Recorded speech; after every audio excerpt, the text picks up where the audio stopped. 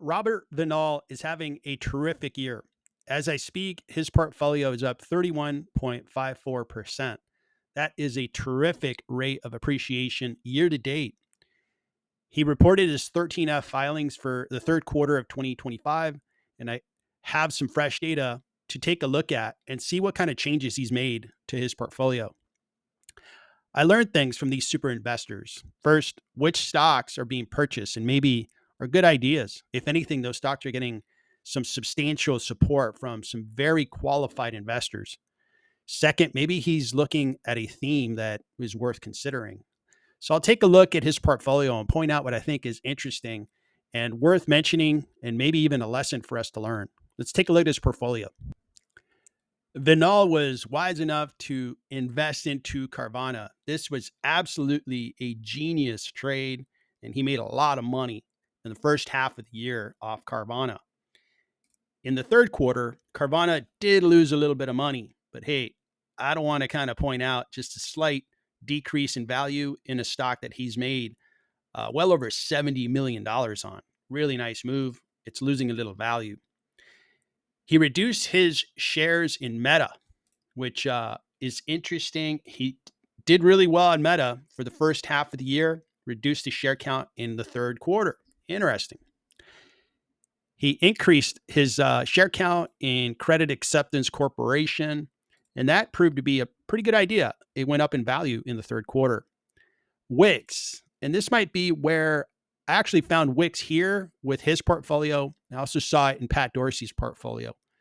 Well, Wix, you have to buy at the right time because it's been a total loser for Vinal. China is working. Pinduoduo delivered great performance for Vinal. He reduced his share count, which may have been a bad idea now that China's really roaring up with the impending trade deal. But he made good money on Pinduoduo. Interactive Brokers, he's made good money on Interactive Brokers. He bought into Google. Genius move because Google in the third quarter just roared higher. He actually went up from the beginning of the quarter to the end of the quarter. Google was up 52.48%. Nicely done, sir. Up $3 million for his portfolio. Really, really genius move there.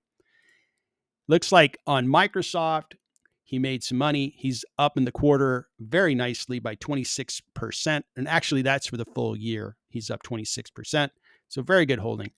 So those are the highlights. And I would say that one last comment would be he bought into Salesforce. Salesforce has been a stock that I've been watching because the market's really sold it off. Now, him buying Salesforce is a vote of confidence in my book. It kind of puts, one more reason to invest in Salesforce in my notebook.